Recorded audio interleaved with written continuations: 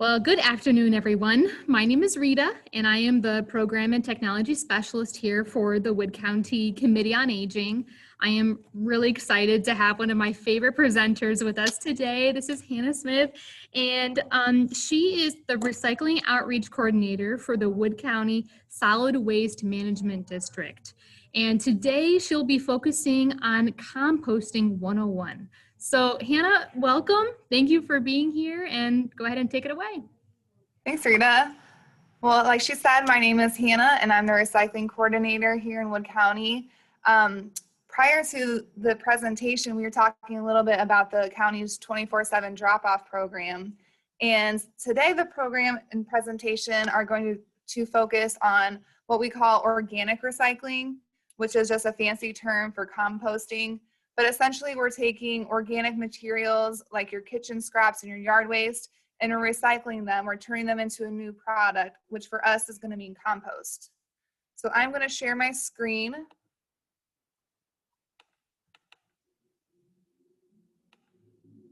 Alrighty, so we're going to talk about, and there's our beautiful picture of compost pile. But today I wanted to focus on backyard composting. So we're going to talk about why we compost, some of the magical benefits that come from composting, what type of materials we can go in, different types of bins that fit your different needs, and troubleshoot some common problems that people have when they start a compost pile. So first I wanted to touch on why we want to compost. So essentially we're taking trash and we're turning it into treasure. Especially in the agricultural field, they refer to compost as black gold. It is worth its weight in gold, and it reduces the need and reliance on fertilizer and pesticides. It's super easy, forgiving process, and it replicates nature. So in nature, there is no waste. In nature, right now, if you look outside, the leaves are falling onto the ground, and if they were to fall on a forest floor, those dead leaves would break down, decompose, and they'd fertilize the soil when it comes time for spring and summer. So waste is something that is human created, and compost allows us to reduce the amount of waste that we create.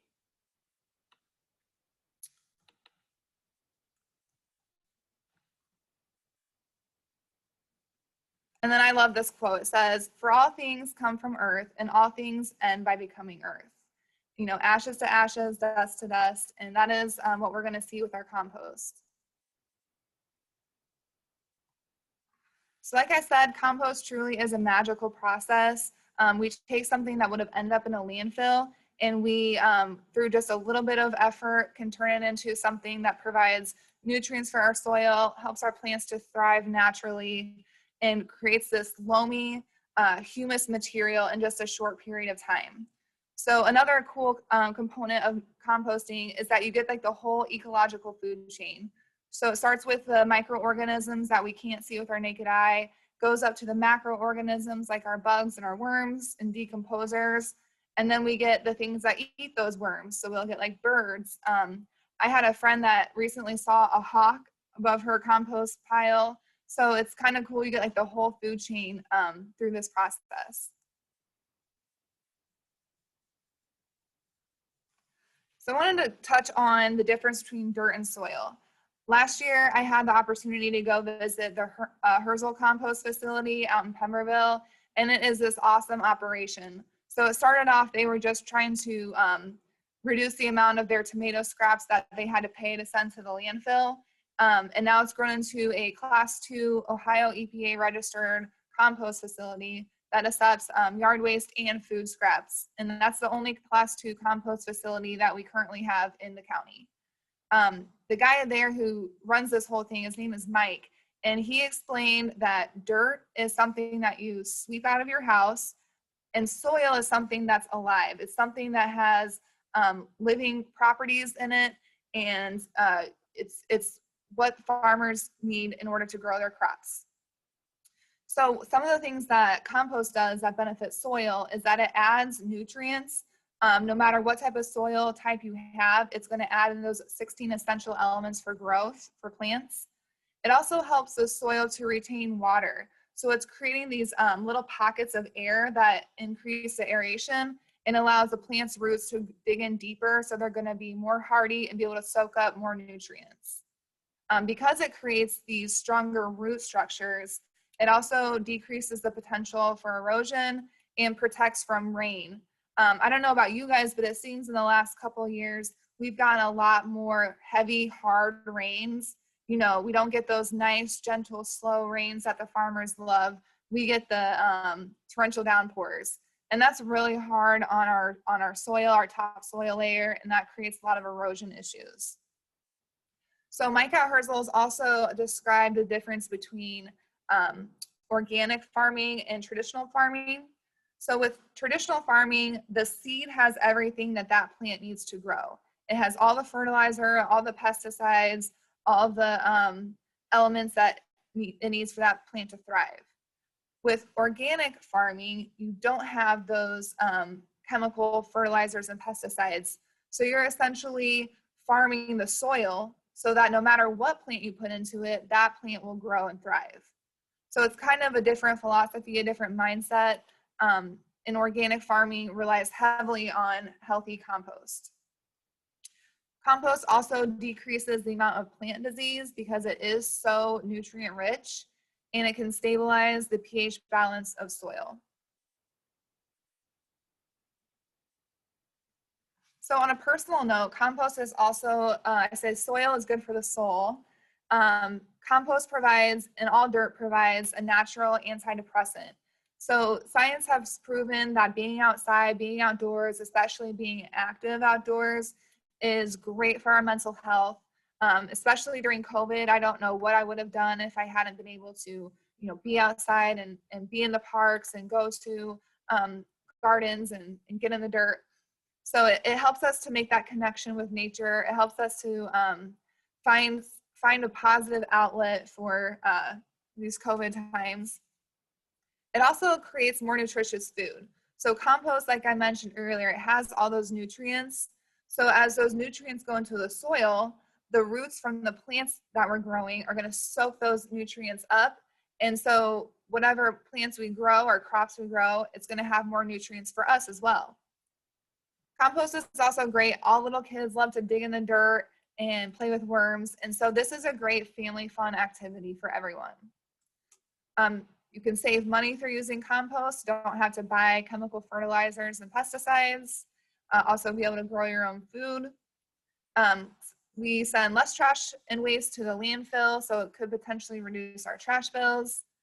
And it gives us beautiful gardens and healthy crops. So something near and dear to my tree hugger heart are the environmental benefits of composting. So there's this movement that's been created by the US Food and Drug Administration. It's called Feed People, Not Landfills. Once I got into this job, I became really passionate about composting. The more I learned about how wasteful we are when it comes to food, especially in the United States. Over 40% of the food that's produced each year goes into the landfill. Some of it doesn't even make it onto the grocery store shelves. Some of the times, we don't plan out our meals properly, or we get too much and things go to waste. So 40%, that's a crazy number, especially when we consider that there is real food scarcity in the United States and that 1 out of every 6 kids goes hungry each day. So we have these social problems and this environmental problem, and not wasting food can solve both simultaneously. So what happens when food waste and yard scraps go into a landfill is that they don't decompose naturally. The landfill is so compacted that there's no way for air or water or microorganisms or sunlight to reach our rotten banana peel that we throw away. So what happens is that banana peel is going to break down anaerobically, which means it breaks down without air.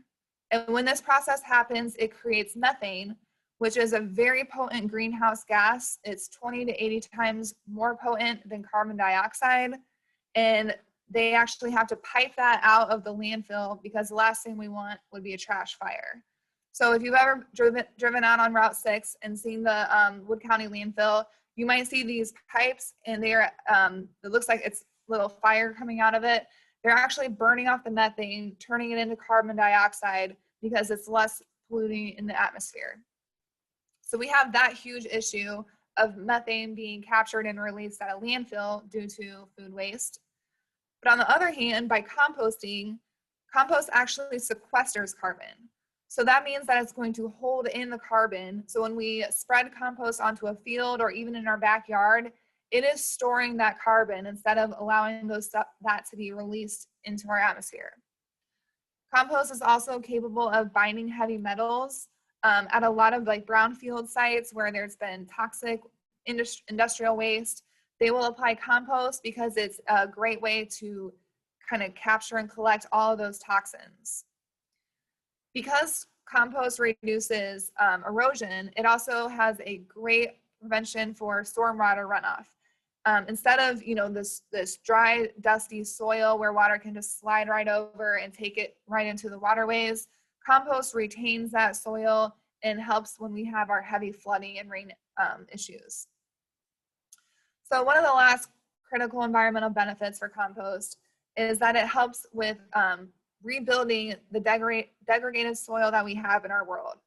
So over 1/3 of the world's soils are degraded.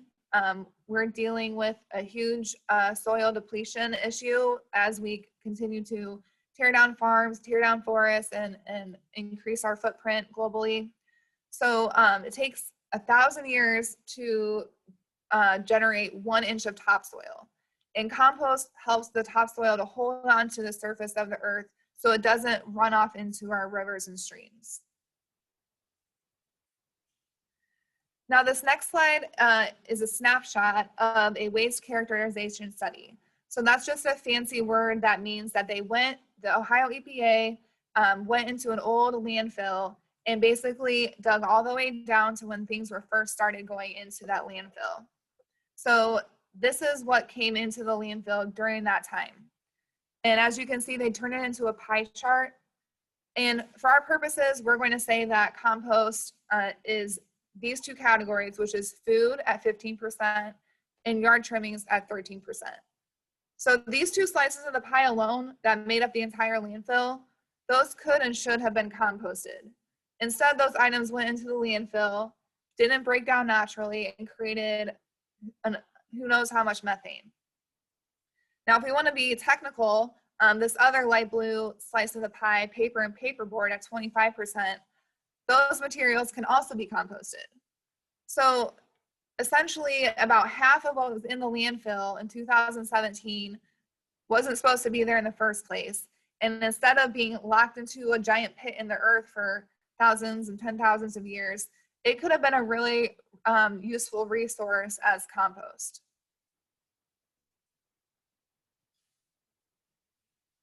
So just to kind of continue the conversation on food waste, the EPA has created this inverted triangle that shows how and why it's important that we reduce our food waste. So we spend over $100 billion on food waste each year. A family of 4 is estimated that they literally throw away $2,000 worth of food annually. They did a recovery hierarchy. So the best thing we can do to prevent food waste is to reduce at the source. You know, when we go to the grocery store, at Kroger, they're only going to show you their perfect apples. Well, nature isn't perfect, and a lot of times we get apples that aren't that perfect globe shape, or they might have too long of a stem, or they might have come in with another load and it didn't reach the quota. So instead of selling those anyways, what they do is they just throw those away because they don't think people are going to buy them. Now, the next thing after source reduction is that we can feed hungry people. Especially with COVID, we've seen an increase in the amount of people that are relying on food banks and food pantries. And so donating, these ugly foods or these non-marketable foods, that can go to solve that social issue of hunger. The next step down is we can feed animals with food waste. I know my dog loves when I feed her my food scraps that don't make it to the compost pile. After that, there's industrial uses. So sometimes food, oil, and grease can be used. Some industries also, like I know GM in Indiana, when they built their new plant, they had an on-site landfill just for GM. So instead of piping that methane out into the atmosphere, they actually piped it into a waste transfer facility where they can use it to create electricity. So they closed the loop on that. The next step is going to be composting. And then the last thing we want to do with our food waste is send it to a landfill or incinerate it. So now we're going to talk about some of the basics for compost. You know, compost is just another organism like animals or humans, and we all need air, sunlight, food, and water to thrive. So it's just about getting this mixture of those elements to create your most efficient and effective compost pile. So there's essentially 5 elements. The first is going to be moisture. The next is going to be greens, which provide the nitrogen component. We also need browns, which provides carbon. We need air, and we need decomposers. But we don't have to add those. If you build it, they will come. So here's some example of browns and greens. And we want a 3-to-1 ratio, or 30 parts brown to 1 part greens. So our browns, as you can see, are mostly brown in color. Things like our dead leaves, straw, sawdust, cardboard and paper, eggshells. And then our greens are things that have a higher water content. So that's going to be like our green grass clippings, our fruit scraps and our vegetable scraps, coffee and tea, and dead flowers. And when in doubt, I always go back to this tip. If it came from a plant, it's compostable.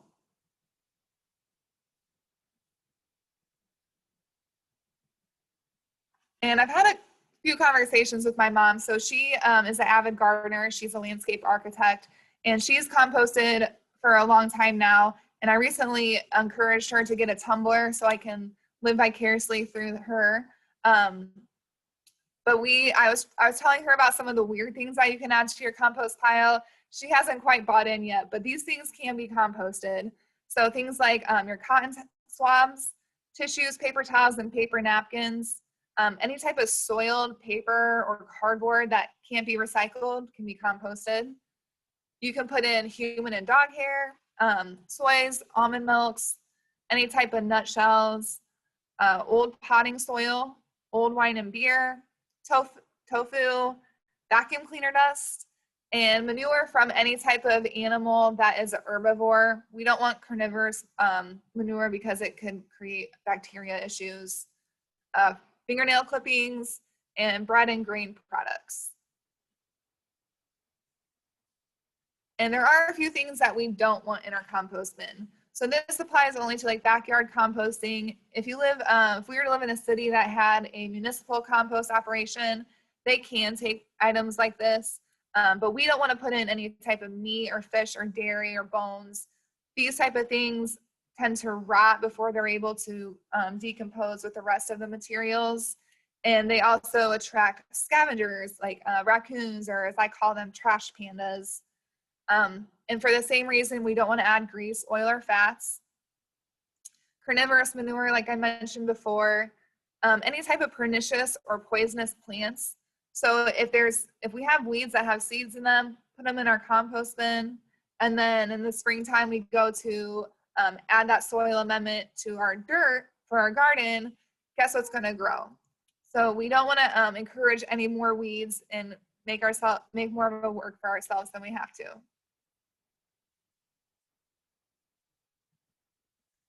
So especially as it gets colder out and less daylight, we want to make sure that the material that we're putting into our compost bin is fairly small. So some people actually like blend theirs up and make a compost smoothie. I do not get that fancy.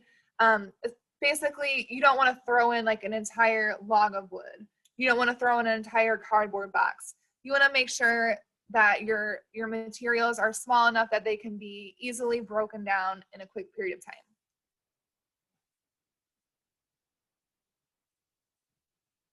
So a tip for moisture is that the consistency of your compost should be as wet as a wrung out sponge. So most of the time throughout the year, you won't have to add any type of water or hose down your compost pile. The nitrogens, like our food and vegetable scraps, those are going to provide, they're going to be mostly adequate for the type of moisture levels needed in a compost pile. Sometimes in the hot August months, you might want to add a little bit of water, but you don't want to overwater your compost pile. In order to get enough aeration and airflow going in that it accelerates the decomposition of our compost materials, we can use several different types of tools. You can use a big stick, an iron rod, shovel, trowel, spade, anything that you can kind of flip or turn your pile with to get that air moving.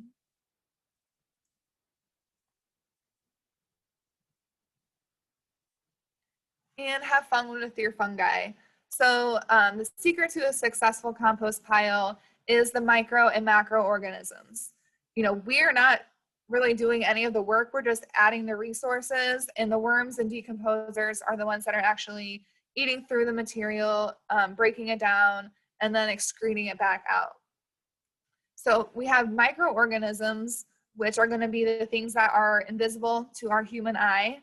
Those consist of like bacteria, fungi, nematodes. I'm not going to be able to pronounce the third one. And a healthy compost pile with one little pea-size scoop of soil, it's going to have 1 billion bacteria in it. And I know, you hear the word bacteria and you think like kind of recoil, get the Lysol out. But we need bacteria in our bodies and in our plants and in our soils because they're responsible for that physical and chemical degradation of our materials. They help keep things healthy. So our next component is going to be our macroorganisms, and those are things that we can see with the naked eye. We got worms, millipedes, sow bugs, springtails, snails, slugs, mites, centipedes, and beetles. And you do not have to add these creatures. They will find their way to your compost pile. There's a few methods of backyard composting. If you go to Wood County Soil and Water Conservation District, they sell these first ones, these store-bought bins. I have one of these at home. It's nice because you can just take off the lid, add your materials inside. I use like a little trowel blade to kind of get that airflow going when it's not breaking down quickly. And then down here is a latch that you can undo once things have broken down and kind of harvest your soil from the bottom. This fancy tumbler is one that my mom has, and it again, you add the material into the tumbler, you can aerate it, create that airflow daily through this little contraption there. And then in the office, we have a vermicomposter. So this is a great option for people that don't have a lot of space. Maybe you don't have a yard or you live in an apartment, and it is a worm hotel, essentially. So there's little layers, and in one layer, you'll have your red wiggler worms. And on the top layer, you can add your banana peels and your green grass clips. And the worms will actually come up and they will turn this into that black gold that I mentioned on the first slide. So vermicomposting compost is like the best type you can get. People have entire livelihoods just selling this worm poop. This was the first ugly attempt I had at building a bin. I just took some wood pallets and scrap wood that we had. You can see my dog's very curious about if she's allowed to eat the strawberry peels. Like I said, she's a good composter as well. And then you don't need a tarp, but I just put one in there to just get it started. But it's that easy. You don't have to buy anything. I don't even think I used any nails for this, just tied it together. So here's some more DIY bins. You can use wire, pallets, brick, a snow fence, anything that's going to be able to contain that material for you that you can still easily access. Serious composters like these turning bins, so you can keep one pile that's going to have more of your carbon source, so like a pile just for dead leaves, an active pile that's working down and decompose, and then your finished pile. So you kind of get the whole stages of the process in one area. Some of the pros and cons between the different kinds. Continuous, which is, so this would be an example of continuous bin. I'm continually adding my food scraps. I'm continually adding my grass or my leaves or whatever carbon sources that I have. You're kind of just like throwing it in a pile and hoping for the best.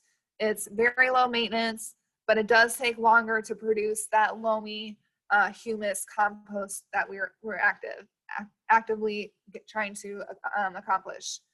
So continuous is for the lazy people like me who don't want to put in a lot of work. Batch is a little more involved. I'd say it's a high maintenance system. So batches, you're basically creating a formula based on the ratio of greens, browns, moisture. You don't add everything all in together. You add things batched up. So it's kind of like making a batch of cookie dough, and instead of just throwing all the ingredients together, you're sectioning it off so you have the exact perfect recipe that you can add once you're ready to add more to your compost bin. But this does accelerate the decomposition process, and you come out with much quicker compost. So a tumbler, which is the kind that my mom has, it's also very low maintenance. You're just adding things as you go, and then you can tumble it, turn it every day, which creates a much quicker rate of decomposition. So you'll have finished compost a lot faster. And then vermicompost, it's kind of involved to set up. You want to make sure that the worms are happy. You know, you make their little shredded newspaper bed. But once they're situated, you basically can just forget about it. You can add in your office food scraps or your home food scraps as you go. There's some things that worms don't care for, like citrus. They definitely can't handle any type of protein material either, but they create the best compost. The one big downside to vermicompost is that once they've created this black gold, you have to separate that material from the worms themselves. So I went to a compost workshop where they had a vermicompost bin, and you know, it's like this big ball of worms and dirt, and they're picking out the worms one by one. So it's more labor intensive in the beginning and the end, but you get a higher quality compost material. So kind of like the 3-bin unit I showed you, that's how you're gonna get the most out of your backyard compost, because you have everything ready to go. It's right there for you. Some of the things that we want to consider when we're setting up our backyard compost is the placement of it. So you want to find some place that doesn't have too little or too much sun, because that is an essential element. You don't want some place that has a lot of wind that's just going to blow those dead leaves right off of the pile. You want to get good drainage, so you don't want to put it, you know, if you buy a store-bought bin, you don't want to put it on concrete. You want to put it so it can connect to the ground. This is the important one. So you want it far enough away from your house that you're not going to invite all those worms and germs indoors, but you also don't want it so far away that you're not going to, it's going to be a deterrent for you actually using it. You know, once it gets to be a little colder and we get snow out, you know, are you really going to want to walk a mile to dump off your potato skins into your compost pile? So finding that happy medium. And then we also don't want to put our bins near trees or wooden fences, because those can essentially become part of the compost pile. So this is kind of a starter's recipe for when you're creating a new compost pile. We're going to start with 2 to 3 leaves of shredded brown leaves, which is very easy to collect this time of year. Then we want to do a layer of our nitrogen, our kitchen scraps, another layer of leaves, some plant trimmings, a layer of that nice garden soil, and then you can add your materials on top of that. So that just gives it like a great fundamental base to help start the decomposition process. So there is a little calendar. In the spring, we're going to be adding in all of our dead plants from the fall and winter. We can take off the leaves from our lawn and store those to help create a carbon source. In the summer, it's going to be very important that we bury all of our food scraps to retain that moisture and to detract from potential scavengers. We're going to want to keep turning the pile, not too often, but we want to get some airflow, especially if we get some hot days, potentially adding water. In the fall, we can aerate once a month. That's actually a good time to harvest your compost. And then, as I mentioned earlier, this is a great time to collect dead leaves. Those are going to be the easiest source of our browns, our carbon materials. And then in the winter, everything just kind of slows down, just like we do. The activity level drops, and you just want to make sure that if you are adding material during the winter, that you chop it up finely, because it's going to slow down the rate of decomposition. So an important pro tip is that you never want to see any type of food scraps on your compost pile. You should always bury them in a layer of browns. Like I said, the easiest one is going to be just like to bury them into the middle or bury them under some brown leaves. If you have food scraps just sitting on there, it can create some smell issues. It can also encourage little critters to come and snack on your compost pile, and we don't want that. So some of the common issues that people have when they're composting is it starts to smell. Like I just mentioned, that might be because we have food scraps too close to the surface. So we want to always make sure that we're burying those. If it has an ammonia smell to it, that means that there's too much greens, there's too much nitrogens. So we can kind of balance that by adding more of our browns, more of our carbons to neutralize that ammonia smell. Now, if it smells like rotten eggs, that means that it has gotten too wet. To remedy that problem, we can either take the lid off if we're using a tumbler or a store-bought bin, or we can add more dry material to the pile. If it's not really breaking down and having a hard time decomposing, that means that it's either too small, too dry, or too much carbon. So basically, whatever the problem is, we just do the opposite. If it's too dry, we can add a little bit of moisture. Too much carbon, add a little bit of nitrogen. Now, as the pile starts to break down, it is going to generate some heat. So that is showing that the decomposition is working. If you start to see pests like flies, mosquitoes, that means that it's not breaking down quickly enough. So we want to accelerate that by aerating it, turning that pile, and adding maybe some more nitrogen material to it. For fruit flies, they are going to be attracted to our food scraps. So we can either bury that in sawdust if we're like collecting that in a bin in our kitchen to take out to our pile, or we can just add more brown leaves on top of our pile to detract the fruit flies.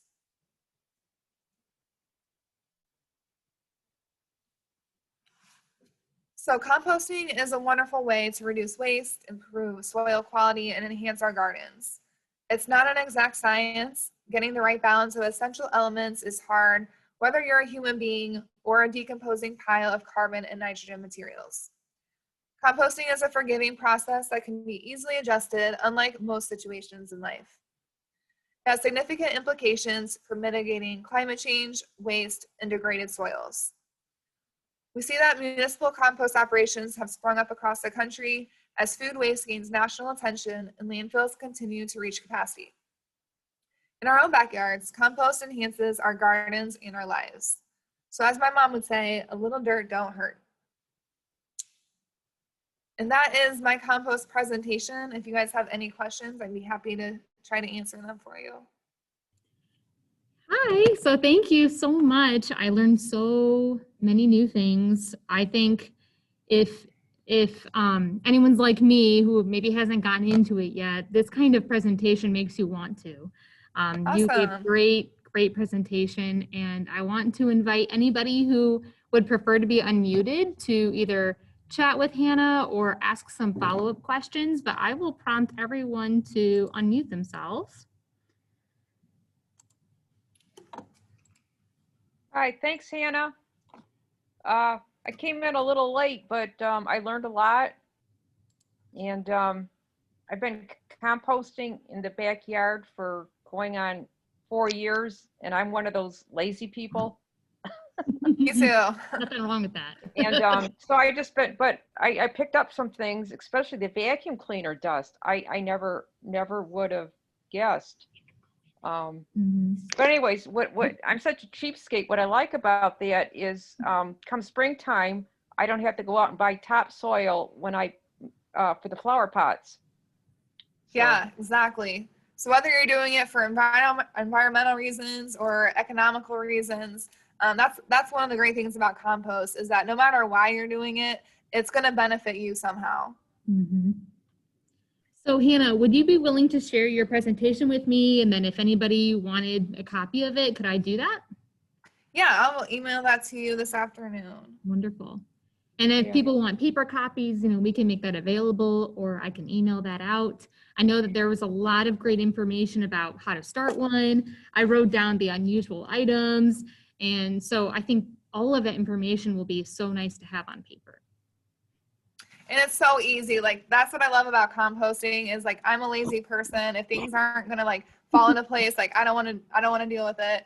So it's really forgiving. It's really easy. And if you do nothing with it, at least it's not going into the landfill. That's right. yeah. Does anybody have Oh, any general questions that you would like to ask Hannah? Oh, yeah, I think this is general. I didn't realize that too much sun was a problem. And of course, the only area in the yard that fits most of the criteria is direct sunlight all the time. So should I just put a tarp over it or what? So I put the tarp over mine because I wasn't sure how much sun it was going to get. Yeah. And I ended up taking it off. It wasn't really necessary. Okay. And that's kind of one of those things, maybe if we have like a really hot August or a really cold January, you can temporarily add a tarp. Okay. But I don't think it's necessarily like essential. Okay, thanks. Good question. Is anybody a composter right now besides Janice? I compost. I have a tumbler. Oh, Oh, great. nice. Very good. And it's got two sides and it's divided. And you can slide the little panel and have one that's more ready than the other one, so you don't have to add fresh scraps all the time. Oh, fancy. So you just slide it over and you take out of the one that's cured, and then the other, and you continue on the other side. Wow, that's great. And I save all my scraps in the house because I don't have a lot, but I save my coffee cans with a tight lid, and I can keep those. I keep that by the kitchen sink, and I can put all my like peels and stuff in there, and then when it gets full, I take it, and by then it's already like halfway liquidated already. It starts to break down in the container. Yeah, that's a great point. So it's coffee containers, anything that has a lid that's not going to allow any odors to come out of it. So like some people use those plastic kitty litter tubs, anything that you can easily access. So I love that you have it right in your kitchen. That's where I have mine. I actually use a coffee can as well. And then something that's easy to transport out. So you don't want to get something giant that's going to make it hard for you to carry in and out of your house. But having it right there, making it accessible is definitely key. Now, would it be a good idea to take the compost that's ready now and put it on my flower beds and then cover it with leaves, or do you think that'd be a bad idea? I guess it would depend how much compost you're generating right now. So you can kind of like, if you're ready to make more compost, if you have room in your tumbler, you can always like store it and kind of, like you said, insulate it with either straw or leaves. But if you have enough space in your compost right now that you can add more stuff throughout the winter, I would just probably leave it in there so it doesn't freeze. Yeah, because when it breaks down, it can be pretty full, but when it breaks down, it turns into just a small amount after, it decomposes and stuff. So I'm ready to empty the one side, and I was wondering if I should just put it on my flower bed and let it sit there all winter. Yeah, and if you just add a little bit of insulation on top of it, whether it's like a liner or straw, that's probably going to be your best bet. Yeah, because I put all my leaves on my flower bed, and then the extra I keep because to put into my compost pile during the summertime. Yeah. Oh, you're a pro. You should do this presentation, presentation, Julie. Well, my daughter, she does that. She does the worms. Oh, really? And hers is probably 4 foot high. And it has trays. And as they fill one tray, she moves it and they move up. And then she can take it out and the worms are clear up there messing around. So she gets the stuff down at the bottom. Well, that's a nice one. The one I have here is only maybe like 1.5 feet, but yeah, the less, actually, I'm not a super big fan of worms. I appreciate them, but I don't really want to like touch them. So the further removed, I am from the worms, probably the better. And I'm with you. It all falls down to the trays, and then she takes them out, and then the worms move up. So she'll take them out, and then she'll put that tray at the top, and then start. So it kind of cycles through over and over and over again. Wow. Really Yeah, strange. it's like a compost Jenga or something. Mm-hmm. Yeah, I tell her it's a worm poop facility. Yummy. Yeah. Well, And she that's loves her worms. She loves her worms. Well, I guess if you share like this deep appreciation, you tend to like them a little bit more. But I don't like bugs. I got to be honest. Just thinking about them being there is a little creepy. But the whole process is so cool and so doable, And I think that's what you made it seem like, is just something everybody could do. Any other questions before we wrap up? This is the time of the year when I use the lawnmower to gather up a lot of the leaves and pine cones and pine needles. And I mulch them and catch them in the grass catcher and basically dump all that onto our compost pile. And then it gets to a point where it's too much, and then I just throw them, in another pile area, and they decay. And I let my wife Janice handle it from there. But I was wondering about the pine cones, pine needles, part of that. Are those good ingredients for our compost pile? Definitely. So those are going to be a good source of that brown, that carbon. Leaves are just the most readily available for most people who don't have, the pine trees in their yard.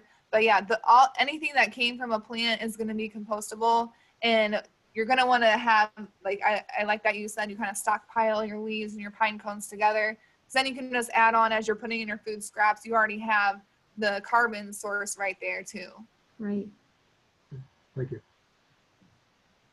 Great. Well, thank you, Hannah. Again, you are so talented and passionate, and we really do appreciate you giving us your time. And I'm excited for next month too. So if you want to look back on this presentation and her other presentation that we have on our YouTube channel, please visit us there. And then Hannah, we'll see you in December. All right. Sounds good. Thanks, guys. Have a great one. Thank you so much. Thank Bye. you. Bye, Thank everybody. you. Bye. Bye-bye. Bye.